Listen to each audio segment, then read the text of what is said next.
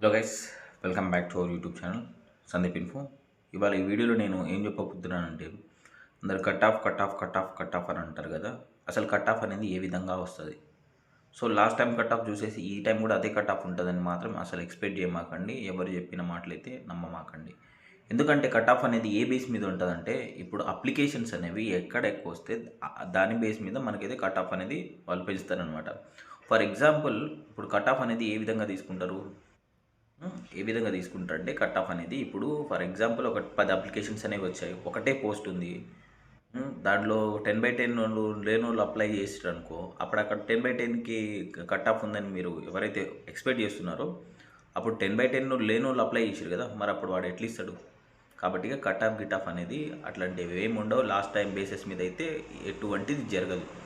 And ఆ process అనేది ఈసారి కంప్లీట్గా చేంజ్ అయిపోయింది.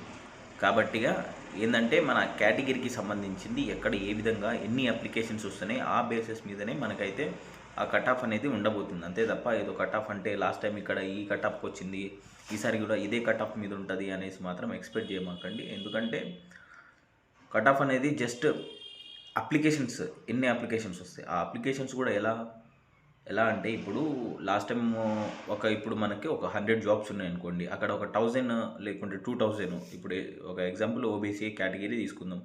ఓబీసీలో మనకి ఒక 10 పోస్టులు ఉన్నాయి. ఆడ 150 160 మంది అప్లై చేస్తే వాడు ఎట్లా చూస్తాడు? మార్క్స్ చూస్తాడు. మార్క్స్ చూసిన తర్వాత వాడి డేట్ ఆఫ్ బర్త్ చూస్తాడు. డేట్ ఆఫ్ బర్త్ చూసి ఇలా కేటగిరీ వైజ్ ఫస్ట్ ఫీమేలా మేలా అది కూడా చూస్తారనమాట. ఫస్ట్ అయితే ప్రిఫరెన్స్ అయితే లేడీస్కి ఇస్తాడు. So date of birth plus marks plus అది ఇంకా పాస్డ్ అవుట్, ఏ ఇయర్ పాస్డ్ అవుట్ అది కూడా చూస్తాడనమాట. సో మెయిన్గా అయితే పాస్డ్ అవుట్ ఇయర్ చూస్తారు. ఏంటంటే మెయిన్గా ఏజ్ అనేది ప్రిఫరెన్స్, అంటే ఎక్కువ ఏజ్ ప్లస్ మార్క్స్ అనేది ఎక్కువ ప్రిఫర్ చేస్తారు.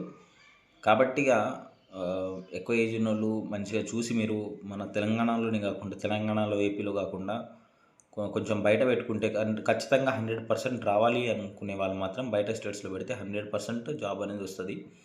అండ్ ఈ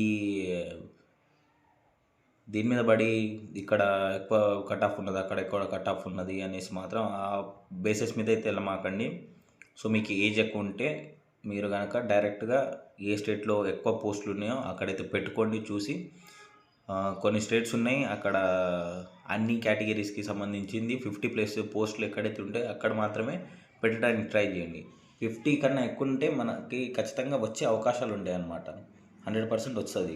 కాబట్టి అది మాత్రం ఖచ్చితంగా గమనించండి. అండ్ ఇంకా నెక్స్ట్ వీడియోలో అయితే చెప్తాను ఇంకా వేరే డీటెయిల్స్ అన్నీ క్లియర్గా. సో ఏంటంటే ఇది మాత్రం చూసుకోండి కొంచెం.